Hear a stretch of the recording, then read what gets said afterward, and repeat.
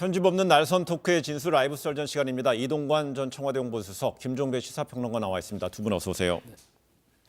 네, 라이브 썰전 바로 시작하겠습니다.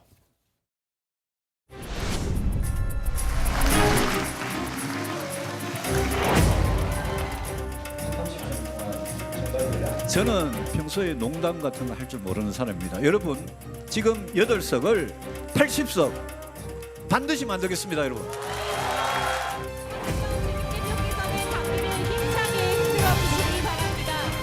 한국당이 저희들 보고 반성문 쓰고 들어오라고 합니다. 그게 기존의 입장입니다. 재입당해라. 아니 그래가 이길 수 있냔 말이야. 개혁을 가장 앞장서서 외쳤던 사람이 바보되면 개혁 정신이 실종이 되고, 그래서 저는 이 보수가 살려면 한국당 일단 문 닫아야 된다.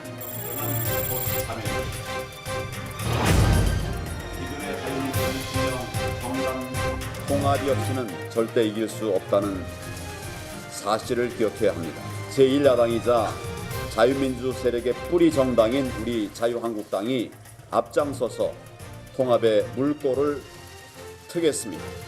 통합추진위원회를 만들고자 합니다.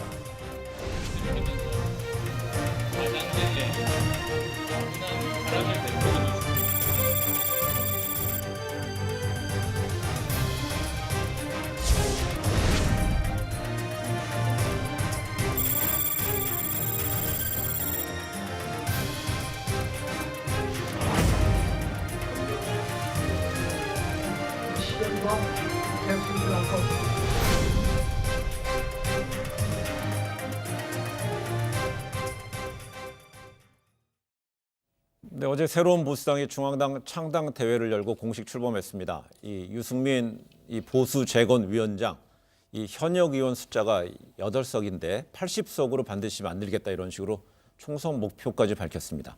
여기에 반해서 한국당은 새 보수당 창당 그 날부터 이 보수 통합에 좀 동참해달라는 메시지를 보냈습니다. 이른바 약간의 기업에서 말하는, 경제에서 말하는 흡수 통합의 어떤 메시지로도 읽혀질 수 있는 대목 아닐까요? 아니 그러니까 어제 창당 대회를 했는데 축하 사절은 둘째치고 축하 화환까지 보내지 않아 갖고 오늘 계속 구설수에 오르다가 오늘 난 보냈다면서요, 오늘 오전에요.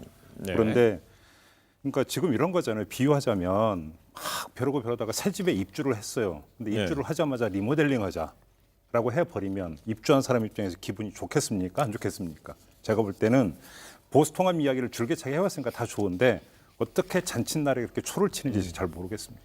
근데 보니까 이런 마음이 불편했을까요? 새보수당 하태경 책임 대표 5명이 이제 한 달씩 순번제로 돌아간다는 것인데, 오늘 방송 인터뷰에서 한국당 문을 닫고 새롭고 큰 보수로 야당의 새 판을 짜면 이 과거 새누리당 이상 수준을 갈 수 있다 했습니다. 이 황 대표 체제 해체 노골적으로 좀 압박한 거 아닌가요? 그렇습니다. 예. 그러니까 사실은 유승민 3원칙을 다시 한번 강조한 건데, 제가 이제 조금 저도 알아보니까 상당히 그 의견 교환들이 많이 됐어요. 지금 자유한국당하고 이 새 보수당 간에. 그런데 중요한 거는, 그러니까 한 7분응선까지는 올라왔는데 협상이 지금부터는 왜 깔딱고개로 올라가야 그 꼭대기까지 올라가게 있는데, 지금 이 깔딱고개로 어떻게 올라갈지에 대해서 전혀 다른 지금 동상이목을 하고 있어요. 그러니까 그 부분을 지금 지적한 건데, 실제로 만약에 이 부분을 황교안 대표가 결단한다면 가능성도 있으나 내부 사정이나 현재까지 진행해온, 또 아까 얘기하신 것처럼 그 한편으로는 대화하자 그러면서 한편으로는 은근히 대화 파트너를 이렇게 좀 그 심기를 불편하게 하는, 이거는 사실 상궤에 어긋나는 일이잖아요. 그러니까 그런 면에서 볼 때 진정성을 서로 의심하고 있는, 그래서 제가 전에도 한번 얘기했지만 마치 북미 간의 비핵화 협상하는 것 같다, 그런 예를 들었는데 그 양상이 지금도 계속되고 있네요. 그러니까 하태경 그 책임 대표의 말 중에서 그러니까 이게 뭐냐면 10%를 얘기를 했거든요. 자, 우리가 10%만 획득하면 한국당 해체해버릴 수 있다라고 이야기를 했어요. 무슨 얘기냐면 TK는 모르겠지만 PK를 포함한 다른 지역에서 우리가 10% 해체하면 자유한국당 후보 한 명도 당선 못한다. 그럼 자유한국당 해체돼 버린다. 이 얘기는 거의 그러니까 그 비수를 거의 그러니까 직선으로 이제 꽂은 거와 마찬가지였던 이야기인데, 이렇게까지 대놓고 하태경 책임 대표가 이야기를 했다면 한국당을 바라보는 지금 새로운 보수당의 시각과 정서가 무엇인지를 읽을 수 있을 것 같아요. 그러면서 유아무개라고 이야기한 것도 한번 물어봤더니 아예 답변을 할 의사도 없는 아주 불편한 기색을 어떤 드러내더라고요. 근데 그래서요, 저는 이런 질문을 할까 말까 하다 이제 합니다. 그나저나 왜 아까 잠깐 언급이 있었지만은 어제 일껏 그 창당 대회 하는 날 그 청와대 정무수석 뭐 비서관은 참석하고 대통령과 여당 대표 화환도 가는데 자유한국당에서는 왜 사람도 안 가고 화환도 안 보냈다가 뒤늦게 오늘 오전에 이렇게 해서 이런 비난을 받을까요? 그 우선은 실수인가요?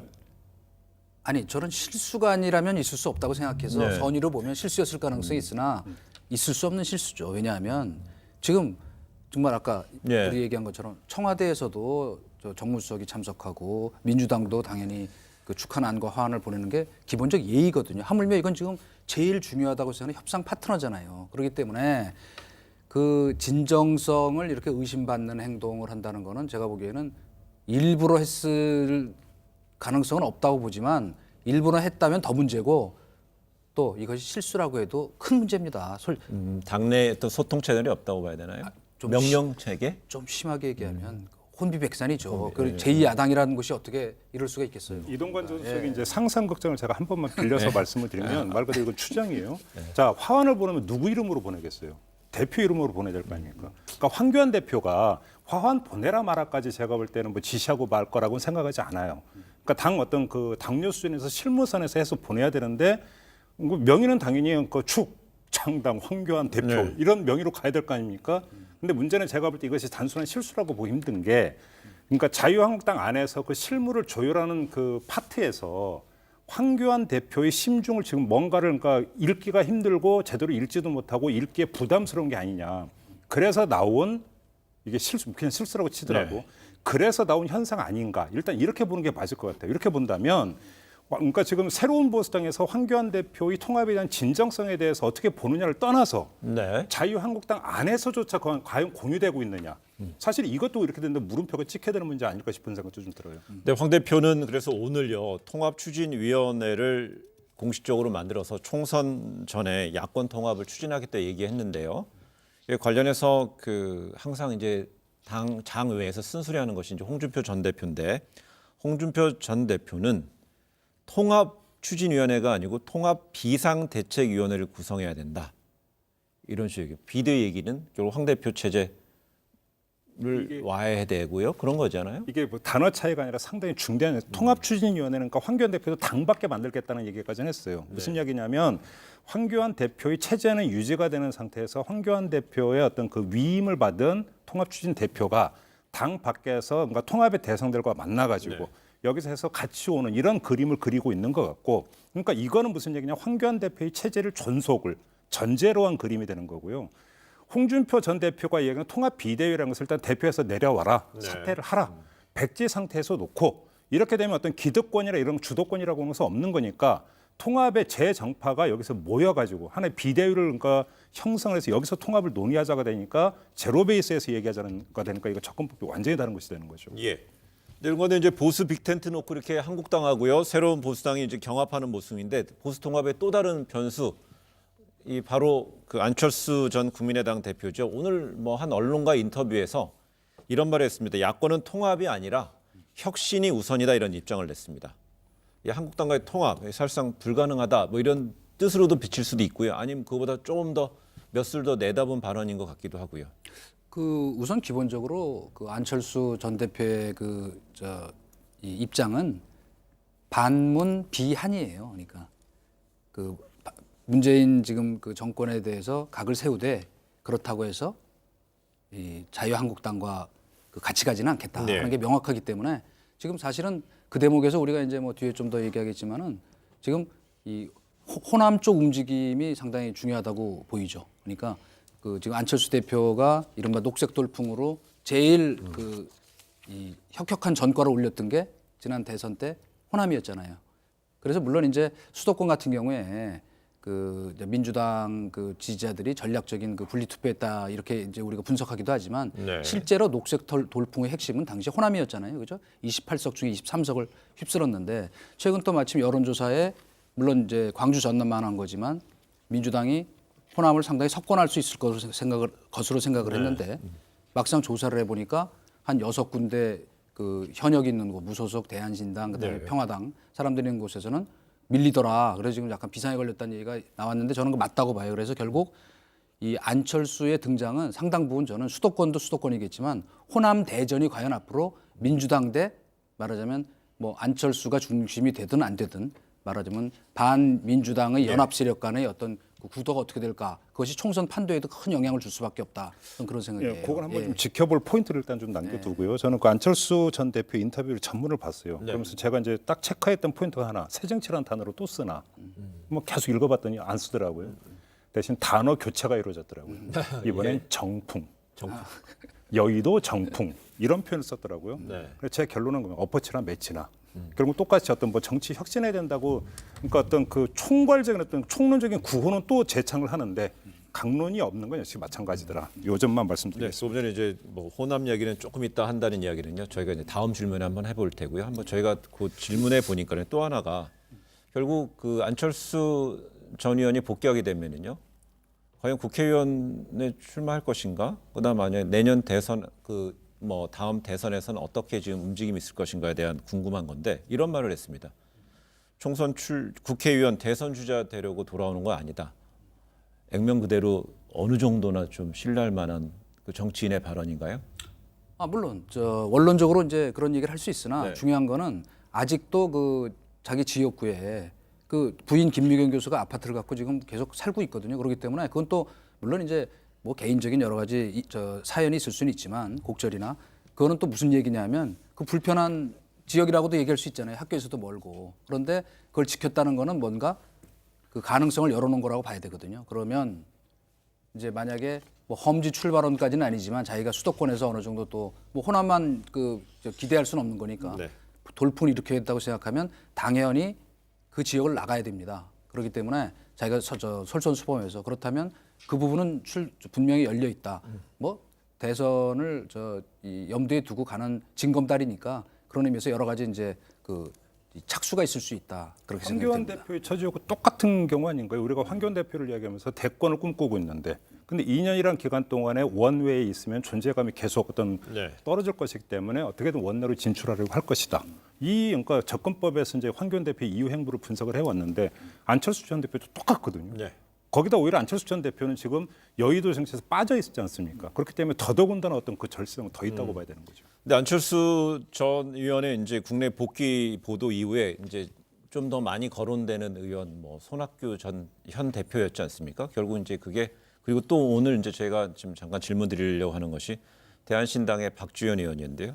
이 소셜 미디어를 통해서 바른미래당의 일부 또 그다음 표가 민주평화당 그리고 대한신당은 무조건 통합해서 더불어민주당하고 협력 또 경쟁하는 총선을 치러야지 보수에게 승리할 수가 가능하다고 했습니다. 결국은 조금 전에 저희가 언급했었던 호남의 대전, 호남의 어떤 정치 지형에 대한 변화 모색 분명히 이런 어떤 시그널이라고 봐야겠죠. 일단 저는 이럴 거면 왜 갈라섰는지부터가 일단 궁금해요. 무슨 민주평화당 같이 하다가 멀쩡히 같이 하다가 이제 갈라서지 않았습니까? 대한신당으로.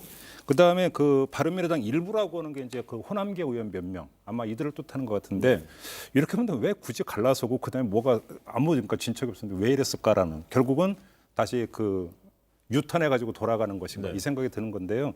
그러니까 일단 그 박지원 의원 입장에서 이렇게 이야기는 어쩌면 당연지사 옳다라는 뜻이 아니라 현실을 반영할 때 당연지사라고 볼 수 있는데 박지원 의원의 머릿속에 그러면 그냥 호남당이라고 한번 치죠. 네. 호남당의 얼굴, 구심으로 안철수 전 대표를 설정하고 있을까? 저는 그건 아닐 수도 있다고 생각합니다. 그러니까 이 그림을 그러니까 그러면 당 간판을 안철수 전 대표를 설정해 놓고 박지원 의원이 지금 밑자락을 깔고 있는 것인가?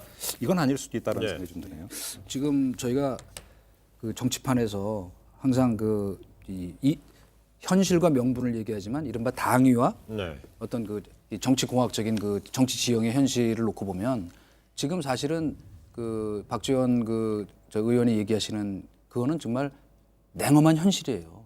지금 그 민주당에서 지금 비상이 걸렸다는 얘기를 아까 잠깐 했습니다마는 막상 조사해 보니까 이게 간단치 않네. 지금 밑바닥에서는 상당 부분 그 분노의 내재화라는 말까지 있는데 네. 대통령을 지지하는 것과는 별개로 야 이거 민주당을 우리가 지지해야 하는 흐름들이 있다 그래요. 네. 그러니까 당연히 이렇게 포착이 될 것이고 그렇다면 그 말하자면 그 간판이 안철수가 되건 아니면 또 다른 어떤 다른 상징적인 인물이 되건 간에 호남을 놓고 한번 민주당과 붙어봐야겠다. 왜냐? 민주당으로 흡수 통합되는 길은 거의 쉽지 않거든요, 지금.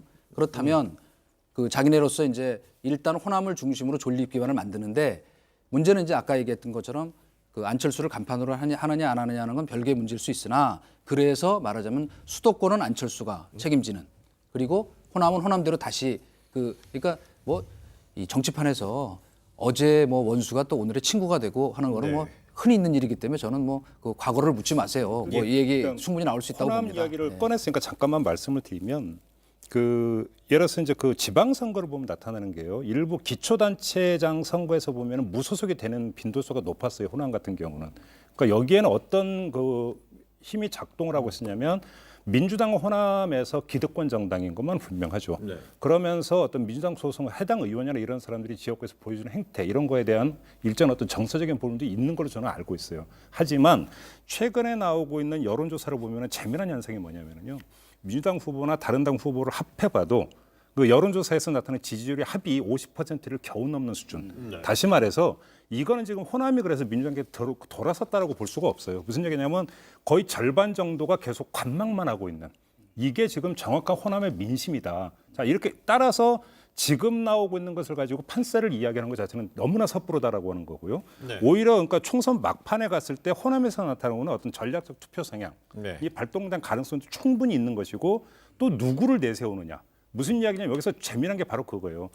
호남에서 기존의 민주당은 그러니까 기득권 정당이었다는 게 인물로 올드보이들이 많았는데 사실은 국민의당하고 분당이 되면서 올드보이들이 국민의당으로 다 가버렸다라는 거예요. 네. 그러면 이번 총선에서는 민주당은 새 인물을 공천을 하게 되는데 오히려 여기서 어필 포인트 요소도가 있기 때문에 네. 지금 나오고 있는 것만을 가지고 호남을 단정짓는 것은 매우 섣부르다. 다만 그렇게 이런 말씀드리고 부분은 있습니다. 있을 것 같아요. 우리가 여기서 그 조금 말하자면 한 걸음 더 나아가서 그러면 왜 지금 그 현실적으로 그 대권 예비주자 1등을 달리고 있기 때문만이 아니고 왜 여권이 그렇게 호남 총리 더구나 그 지금 종로에 출마할 예정인 그 이낙연 총리에 대해서 이렇게 공을 기울이냐 하면은 바로 사실은 이게 그 호남 대책이기도 한 거예요. 쉽게 얘기해서 네. 호남에서 차기 대권 주자가 그 이제 나올 수 있다고 하는 그 기대감, 호남 대망론 같은 것들이 이 쫙 퍼지면은 이 총선까지도 상당히 영향을 줄 터인데 만약 그렇지 않은 상황이 오면은 그 동안에 보면 호남의 선택이라는 게 우리 예상과 굉장히 거꾸로 한 게 많았습니다. 지난번에도 국민당 돌풍이 이렇게 일지 몰랐던 것처럼 이번에도 제가 아까 뭐가 흐름이 내재화돼 있다고 얘기하는 이유가 뭐냐면 사실 호남의 주류는 그 친문재인이 아니에요. 우리 정확히 기억하지만은 지난 그 대선 직전까지만 해도 우리 박지원 전 대표께서 문재인 대통령 얼마나 비판했습니까? 절대 저런 사람이 대통령 되면 안 된다고. 그렇기 때문에 그것이 바로 내재화돼 있는 바닥 흐름이기 때문에 예. 뭐 맞습니다. 어떻게 전개될지는 모르지만 그러나 분명한 것은 저는 지금 현재 민주당 현재 민주당과 이른바 그 새로 만들어질 예. 소통합된 뭐 호남당이라 해도 좋습니다만은 그 당의 대결 구도라는 게 생각보다 예측하기 어려운 측면이 많다. 저는 이렇게 보는 일단 거죠. 뭐 좀 하시고 넘어가요. 짧게 요것만 예. 좀 말씀을 드릴게요. 뭐 나머지는 뭐 뚜껑을 열어봐야 되니까 그러니까 좀 지켜보도록 하고요. 이낙연 그 총리의 활용 부분들은 단순한 호남 총리라고 해서 하는 게 아니라 이해찬 대표가 되고 나서 그러니까 나타나고 있는 아주 뚜렷한 특징 하나가 있어요. 네. 무슨 이야기냐면 차기 주자군 같은 경우는 최대한으로 그러니까 넓혀놓고 최대한 어떤 관리에 들어간다. 그래서 무슨 얘기냐면 차기 그러니까 그 정권 재창출을 위한 어떤 인재 풀을 최대화하겠다라고 하는 것들이 이해찬 대표의 일관된 적이었던 뭐냐면 그 예. 방침이었기 때문에 그 차원에서 이낙연 총리를 바라볼 필요가 있다. 요 점만 좀 말씀을 드릴게요. 근데 오늘 이제 그렇지 않아도요. 좀 이제 화면에 나오는 것이요. 오늘 열린 고위 당정청 협의회였습니다. 여기서 민주당 이해찬 대표가 이 총리를 거론하면서 오늘이 아마 마지막 고위 당정 협의회가 될지 모릅니다. 라면서요. 이낙연 총리의 어떤 정계 복귀 그러니까 지금 뭐 임박했음을 사실상 이제 선언하는 자리였거든요. 이런 가운데 결국은 이낙연 총리 얘기하면 항상 이제 종로라는 게 떠오르고 있고요.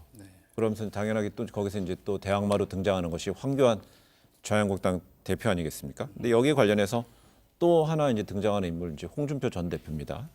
근데 여기서 황교안 대표가 뭐 험지 나가는 것에 대해서 뭐 희생 뭐 이런 식의 어떤 입장 뉘앙스를 밝히자 뭐 그게 무슨 큰 희생이야 당연한 수순 아니야 이런 식으로 강하게 좀 이야기하고 있습니다. 아 그거는 뭐 좀 예.